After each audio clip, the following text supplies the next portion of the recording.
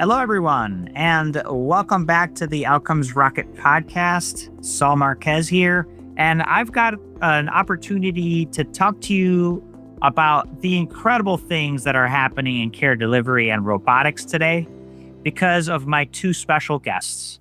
First, I want to introduce you to Sultan Mehrabi. He's the CEO of Relay Robotics. Sultan, welcome to the podcast. Good to be here. Thanks. Such a pleasure to have you. And we also have Craig Anderson joining us. He's the Vice President of Innovation at BayCare. Craig, thanks for joining us. It's great to be here, Saul. Thank you. Such a pleasure to have you gentlemen here. You guys are at the forefront of innovation that makes care delivery and the business of healthcare better. So I'd love to just learn a little bit more about you guys. Tell me about you and tell me about your organizations. Craig, do you want to go first? Yeah, Sultan, thank you. I'm the Vice President of Innovation here at BayCare. Been working with this mission for the last 11 years. And BayCare is a non-for-profit academic health system serving the Tampa Bay area and West Central Florida. Innovation at BayCare exists really to support our care teams, our operational teams, and find solutions in this case so they can spend more time with their patients. Love that, Craig. Glad you could join us. Sultan. I'm the CEO of Relay Robotics, and at Relay, we have a mission of developing the best autonomous robot to make deliveries inside buildings. And the goal being to really free up humans to do work that is more valuable. And so we focus primarily on healthcare because in hospitals, we see tremendous opportunity to help people who are helping other humans. So it's really amazing to see our robots doing the work they do and delivering the value to staff. And every time I go and see it, I'm blown away by how amazing it is. It makes me feel even better for doing what we do. That's great, Sultan. And with the labor shortages, the issues with different labor laws and things like that, these robots are a big promise. And not to mention, they don't need sleep. They can work around the clock. And in a hospital where you have patients that need help around the clock, like this is a big opportunity. So I would love to learn more, guys. Tell me about the partnership, how you guys came to work together, and key areas where these robots are making a difference.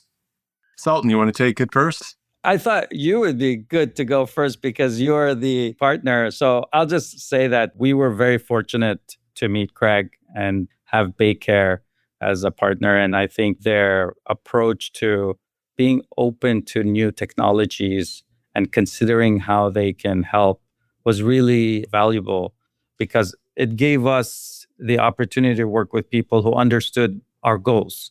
And then not only to work with them, not just to deploy and be yay, but really to continue to work together and partner and listen and help us improve even more because we don't come from healthcare. And so we're not the experts in what they do, but we are very curious and we're willing to listen and learn. And so I think that's been extremely valuable. And we've had tremendous success. And Craig's been really helping us in becoming successful, but also helping his hospital become successful and the system actually since we've expanded. But Craig, what would you add to that? Sultan's got it exactly right. When we look for partners for BayCare through innovation, it's about finding the solutions that can make that difference, that can drive the value for BayCare and for the customers that we serve, and also a partner that shares our values and brings solid solutions that we can depend on across the system. We're a 16 hospital system, and that has a lot of opportunity, and we've got to have the partners that can serve that opportunity at that full enterprise scale. And we saw that in Relay and Sultan's team. It's been a great partnership. It's a two-way street in terms of what BayCare needs and what the robots can provide. We've developed some new use cases and some new capabilities together. Our team is very excited to share ideas, and Sultan's team is great at Relay to jump right on those ideas and see if they can make them a reality.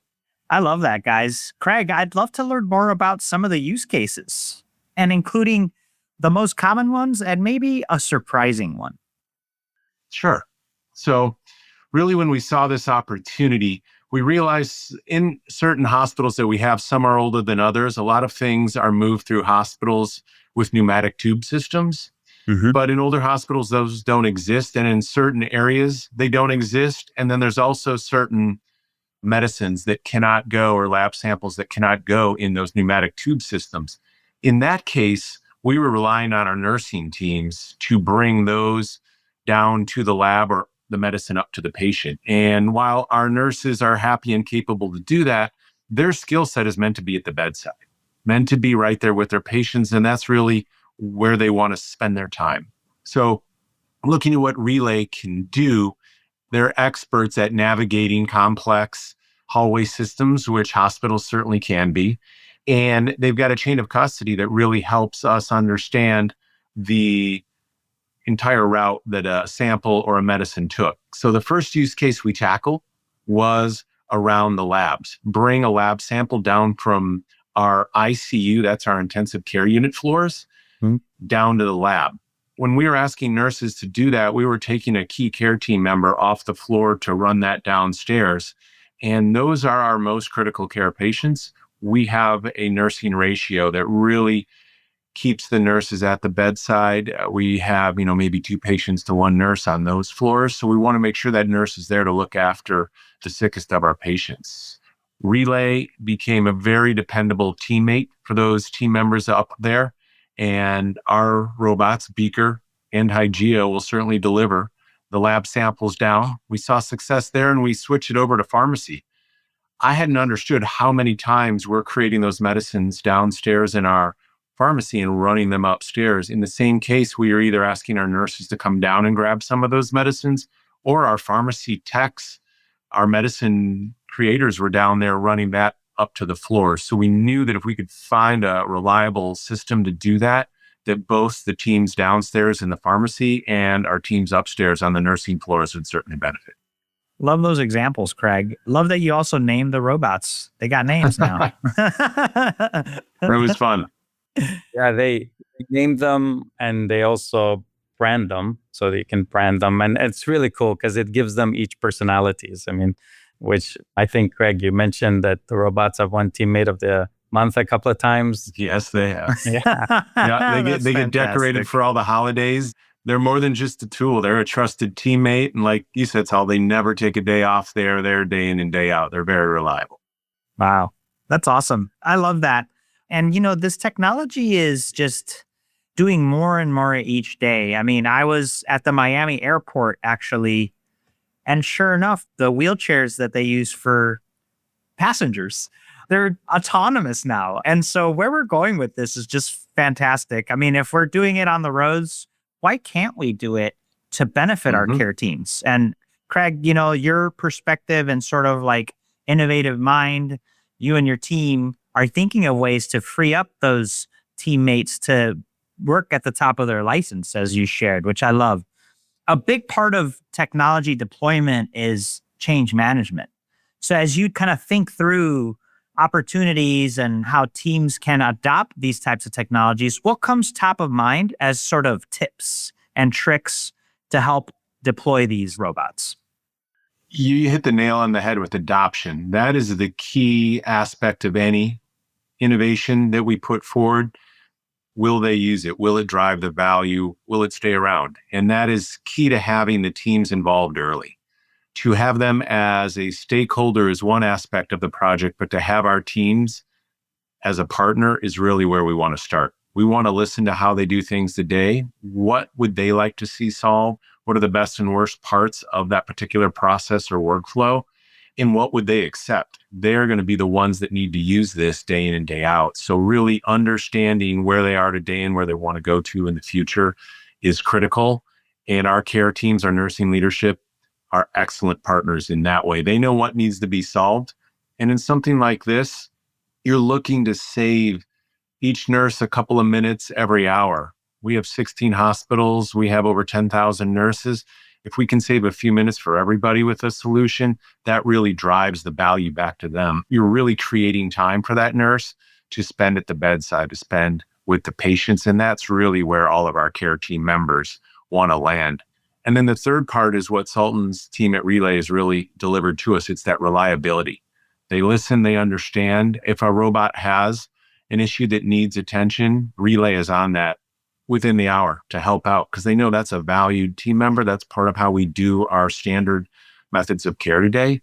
So knowing that they can trust not only that piece of technology, that robot, but the team behind it to help make sure that that robot is getting the support it needs, adding new capabilities, doing the things that really continue to advance the value that that solution's driving for the team.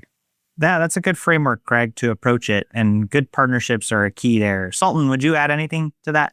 I have to say that what's been great is all the feedback from BayCare, and they keep us on our toes, which is amazing. And, the reliability aspect that Craig brought up is extremely important in healthcare. I mean, if, we have to be at 99.8% plus kind of reliability with deliveries because 90% is not good enough. And I think one thing about why we are successful, I mean, if there are a few areas that contribute, one is we designed the whole robot ourselves and we assemble it ourselves in the US. And so our team is based here. So we're very quick to respond, but also strategically when we're looking at the team and expanding, we're looking at what areas location-wise people should be so that we can get to our customers quickly and make sure every robot is running. Because in healthcare, it's critical. Reliability comes from our robotics hardware work, our software, but also from the support that we have to provide. We're proud to be great and we strive to be better. And we're really glad that we've been pushed by different things that the team at BayCare has asked us for, because that's also led to us kind of thinking about what else do we add and to help and so on. But making a robot really multi-floor and truly autonomous in a hospital is very difficult. And I can't imagine. So we're happy the we people, have the hallways, the unexpecteds. Absolutely. You just never know what's going to come through. Yeah. And when I hear Greg say that it's reliable, it's really great to hear that. That's what we want to always hear. Great feedback there. And so I've got to ask, AI, everybody's talking about it. Is there anything on the robot that's AI, or is there an AI sort of take here? Or is this sort of smart robotics? Talk to us about that. So Saul, our perspective is we like to focus on the problems that folks have and solve those. Now, if it involves using AI, great, we'll use it. But we're not out there kind of pushing AI. We'd rather hear someone like Craig say, hey, you're reliable, you're solving my problem, etc. Now, do we use AI? We use AI in very specific ways where it helps us improve performance, but we're not driven by AI usage. Got it. Cool. I have to ask, right? Because we're in that. I mean, look, we're in that age. Everybody's using AI some way or other. Right. We also have to be careful because it's a physical product moving. When we use any technology, again, that reliability in a hospital, that robot has to be reliable and safe. We're not going to experiment with things that we're not sure of. So, but we use it very strategically in specific cases to solve problems. That's great. Craig, I don't know if you have any thoughts on that topic at all. Sure. Somewhat when you look at robotics, it is a bit of a physical embodiment of that artificial intelligence. The Relay Robotics are autonomous. They go from many different points. They ride the elevators by themselves. They navigate around everything. And I think that intelligence that we rely on, or that autonomous nature, is really something that proves a lot to our teams. We have robotics in other areas of our hospital within our supply chain operations and our ORs, and we're looking at other areas. And it's really a good example with Relay how accepted that autonomous nature of the robot has been, first by our care teams, second by all the other folks that are in our hospitals. And one aspect I don't ever want to leave out is it's our patients, it's their families, our true customers. They need to accept that technologies in their space of care. And they really have. They want pictures, they want selfies. They love the sounds that Relay makes. We've got them wrapped, as Sultan mentioned, so they look exactly like a care team member in scrubs with a stethoscope. They've got their name tags. But the technology that is awesome. the robots, it's about proving that it's accepted because it does its job, it does its well. It's very safe to use. They navigate around, they ride in the elevators with our whole staff. It's really a good match for job fit, that robot can fulfill that job and do it 24/7, 365. The fact that there is some intelligence behind the robots, that's really where that trust is built, because a nurse will put that precious lab sample, or the farm tech will put that medicine in the robot, tell it where to go, and they trust completely that the robot will complete that mission on time and that they can follow up if they need to. But they'll know every time they send it that BayCare or Hygieia will reach their destination with their precious cargo. That's awesome. Do you guys ever feel like you're in an episode of Star Trek? If I could teleport things, Saul, that would be amazing. We're working on that. We've got That's some next on the agenda. drone projects in the works as well. So I love it, guys. I love it. Well, and I did have one question, because when you took me to the elevator, I'm like, so does the robot press the button where it wants to go, or how's that work? No. And so we've made a lot of different design decisions, all focused on one thing, which is what is the best experience for the customer. Many years ago, we experimented with button pushing and realized that although there are some advantages to us, the customer experience is really subpar. So we integrate into the infrastructure of the hospital, and that makes the performance of the robot much better for the customer, more reliable. We can do things like estimating time of arrival for a delivery because we are integrated in. So we integrate with the elevator, we operate the doors so the doors open and close as the robot needs, and so on. So we don't do any button pushing because it really isn't a great experience for the hospitals over time. And I think a lot of the decisions we made have proven to be really good decisions. One, for example, is the form factor. So when you're using the elevator, you don't want a big, heavy robot going into the elevator. And our robot is not big and heavy. It's light and it's very friendly. It's not intimidating. All these contribute to using an elevator well with humans. That's great. Well, I'm sure there's so much more we could unpack. The time is up today, but super fascinated and grateful that you guys came to the podcast today to share how robotics are making a difference for care delivery, for patients, and the overall system. Just really grateful. If people wanted to learn more about the program or your separate programs and what you do, where can they reach out? for BayCare, they can reach out to baycare.org, and they can find me at linkedin.com under Craig Anderson-Innovation. Awesome. Thank you, Craig. And for us, it's relayrobotics.com, and on LinkedIn, look me up, Sultan Mehrabi, and connect, and I'm happy to chat always. That's brilliant. Well, I want to thank both of you for spending time with us. This was such an interesting discussion, and it makes me feel hopeful for what the future of care is with these types of partnerships. For everybody listening, make sure you check out the show notes for ways to get in touch with Craig and Sultan and their respective organizations. And share this episode with a friend if something resonated. Ultimately, that's how we spread the word on things that improve outcomes. Thank y'all for tuning in, and we'll see you next time. Thanks, Thank guys. you.